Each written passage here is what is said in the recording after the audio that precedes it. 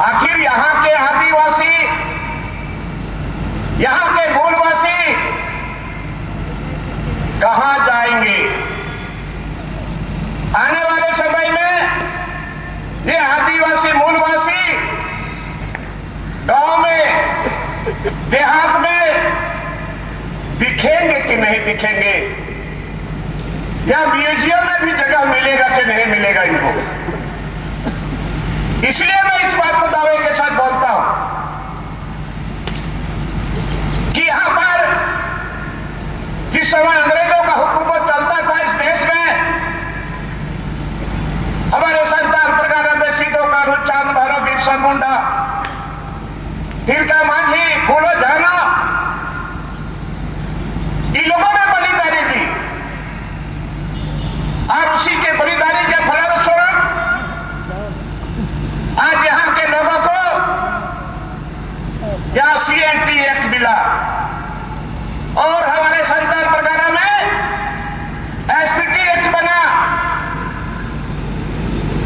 और ये SPT act, CNT act यहां के लोगों का वो बहुत बड़ा बचाव कवच है।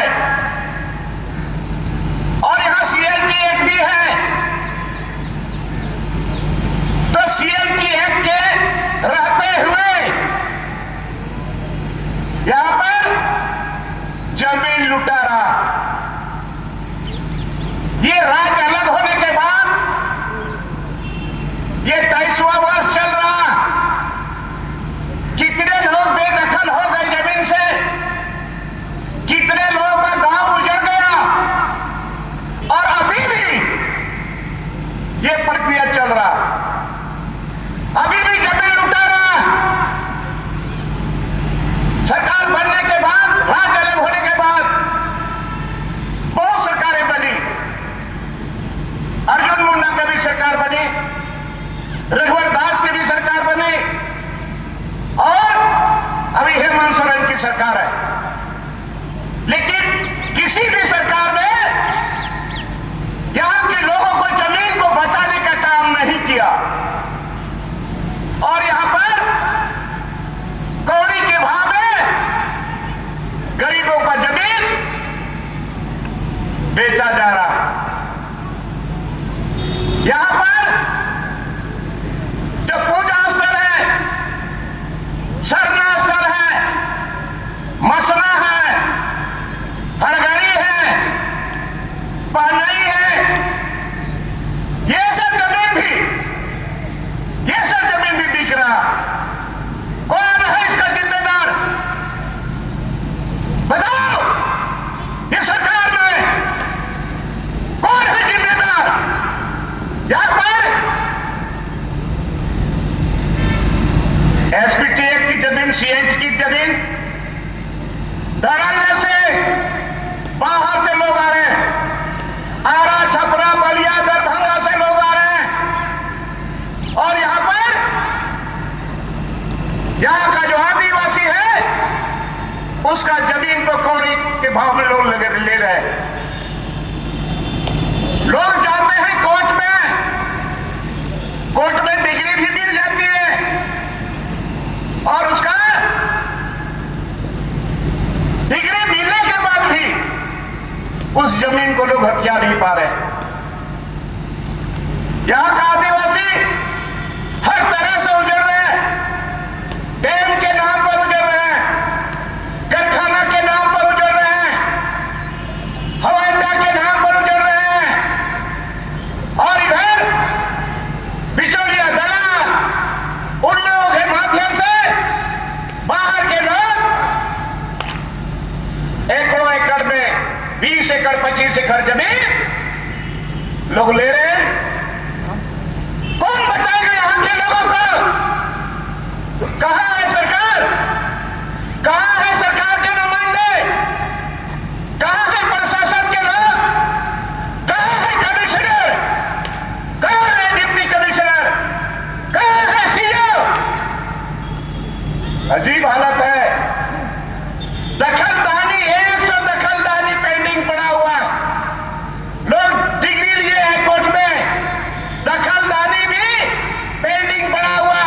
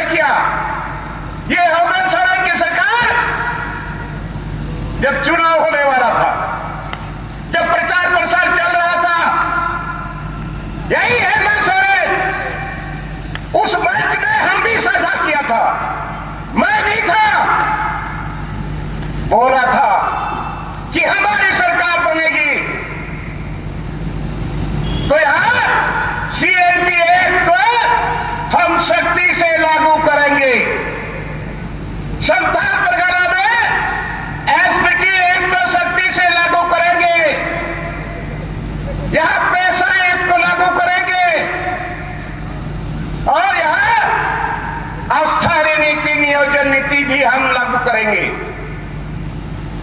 एक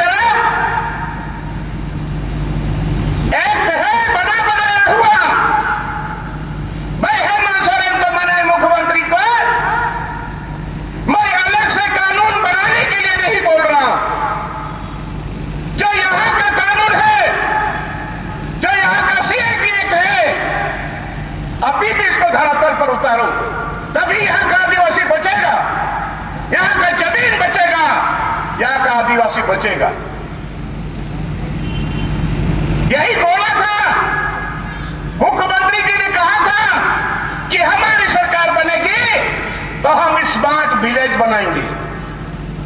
स्मार्ट विलेज रही, स्मार्ट टाउन बनाना, तो ऐसे कैसे हम लोग बचेंगे? और बहुत सारे विधायक हैं जिनको आप लोगों ने चुन के भेजा, एक भी विधायक मुंह नहीं खोल रहा है। धिक्कार है जो जनप्रतिनिधि जिन्होंने आप पर विश्वास किया, लोगों ने विश्वास जताया, वोट दिया, और आज उसकी बात को अगर सदन के अंदर में भी रखने का काम नहीं किया। अगर मैं बोलता हूं तो साथ भी नहीं दिया। इन लोगों को पूछना पड़ेगा कि आपको विधानसभा में हमने भेजा था, क्या सवाल आपने उठाया? अरे तुम नहीं उठा रहे, तो मैं तो उठा रहा हूं, लेकिन किसी ने साथ नहीं दिया। और ये सरकार में हम नहीं है, हम ही झारखंड मुक्ति मोर्चा के विधायक हैं, हम ही माननीय शिबू सोरेन का हम चेला है।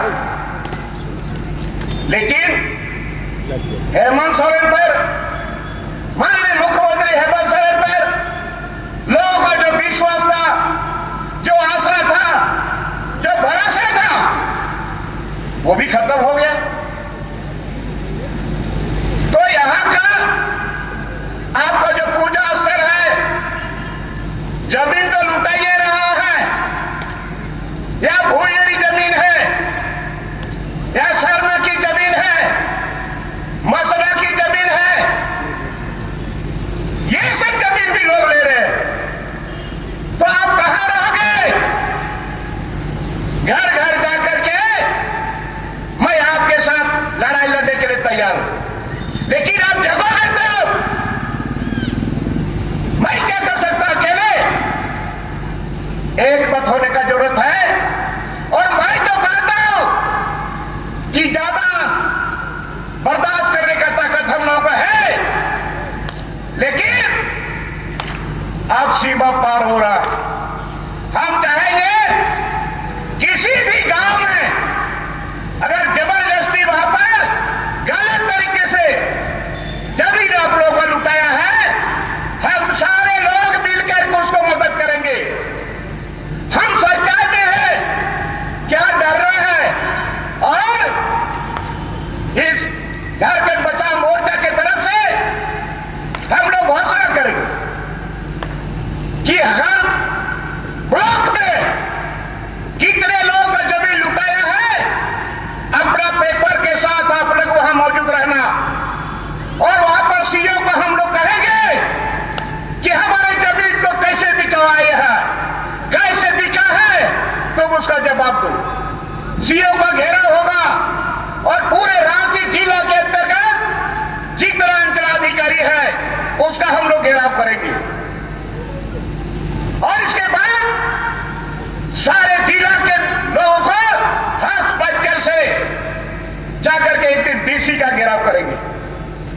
कहां कहां का तुमने परमिशन दिया है, क्या हो रहा है, यह सारा चीज हम लोगों को करना पड़ेगा। हमको समझ में नहीं आ रहा। एक तरफ से सारे लोगों का मिली भगत है, ये छवि रंजन डीसी था, हम पहले भी बोले हैं इस छवि रंजन को जेल के अंदर हम देखना चाहते हैं, जेल के अंदर में रहना चाहिए इसको। इतना जमीन लिखवाया, कहां जाएगा गरीब? अभी आप कुछ दिन पहले देखे, जूता दिन पहले एक सीओ, एक अंचल का कर्मचारी के यहां ईडी का छापा पड़ा। इतना नोट निकला, नोट गिनने के लिए वहां मशीन को लाना पड़ा, और वो सारा नोट सब जमीन का कारोबार उलट फेर वाला नोट था। कहां से बचोगे? कौन बचाएगा? ये सरकार पर जो उम्मीद था, आसरा था, भरोसा था, पानी में फिर गया। और हम लोगों को, चूंकि हम यहां के लोग डरे हुए, सहमे हुए, गरीब है, बेबसी है, लाचारी है, पैसा नहीं है, जान रहा है ये हमारी जमीन है, हमारे खतियान का जमीन है, मेरे हाथ में खतियान है, डर से जमीन छोड़ के भाग रहा है। आखिर कहां जाओगे? और तुम्हारा बेटा बेटी कहां जाएगा? और यहां पर दलाल, जमीन दलाल सब हमारे लोग हैं, और ये बहुत बड़ा कैंसर का रूप ले लिया, बहुत बड़ा कैंसर का रूप ले लिया है। और उस कैंसर में हमारे ही लोग कीड़े की तरह काम कर रहे हैं, हमारे ही लोग कीड़े की तरह काम कर रहे हैं, और यहां के लोगों का जमीन बेचवा दे रहा है। अरे बेच भी रहा है तो गलत हो रहा है। आप लोग इंफॉर्मेशन करिए एसडीओ को, आप लोग इंफॉर्मेशन करिए सीओ को, इंफॉर्मेशन करिए डीसी को। अगर वो जवाब नहीं देता, अगर उस जमीन का सुरक्षा नहीं करता है, अंततः हम लोग को घेराव करना पड़ेगा, जवाब देना पड़ेगा कि तुमको इसीलिए डीसी बना के भेजा गया है, तुमको इसी के लिए जमीन एसडीओ बना के भेजा गया है, और तुमको सीओ भी जमीन का देखभाल करने के लिए तुमको रखा गया। और ये सरकार क्या कर रही है? और हम इस सरकार को हम चैलेंज करना चाहते हैं। आज यहां सारी नीति नहीं बनाओ, आज यहां नियोजन नीति नहीं बनाओ, आज यहां पर स्टूडेंट सड़क पर उतर गया, आज उस पर लाठी से प्रहार किया जा रहा है, जनतांत्रिक तरीके से वो अपना अधिकार मांग रहा है। आखिर जाए के लोग कहां जाए? गरीब का बेटा कैसे पढ़ाई लिखाई करके डिग्री हासिल किया है, आज डिग्री लेकर के घूम रहा है, और यहां पर सरकार 60-40 का फॉर्मूला ना लागू करता है। ये 60-40 बताओ, ये 60 में कौन है, कौन कौन लोग हैं? रघुवर दास ने जो कह दिया था, जो 30 साल से यहां रह रहा है, अरे 30 साल से रह रहा है, 35 साल से रह रहा है, कोई बात नहीं है, लेकिन उसके हाथ में खतियान है क्या? 60 पे कौन है वो आइडेंटिफाई करो। और सीधी सी बात है, अगर सरकार को नौकरी देने की चाहत है, इच्छा शक्ति है, सीधा सीधी बोल दो। मुख्यमंत्री जी आप बोलिए इस बात को, जिसके हाथ में खतियान है वही है यहां का स्थानीय, वही का स्थानीय व्यक्ति, वही थर्ड ग्रेड फोर्थ ग्रेड में वही नौकरी करेगा। लेकिन साथ में कौन है? आज छात्र लोग आंदोलन कर रहे हैं, कोई 1932 का खतियान, तो कोई कुछ बोल रहे हैं, क्योंकि सर्वे अलग अलग समय में अलग अलग जगह पर अलग अलग तिथि में बना सर्वे हुआ। इधर 60-64 में भी हुआ, 1932 में भी हुआ है, उसके 10-11 में भी हुआ है। तो इस तरह से हम लोग लड़ जाएंगे आपस में।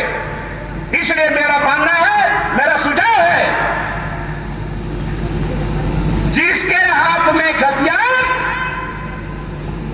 थर्ड ग्रेड फोर्थ ग्रेड में नौकरी में वही करेगा।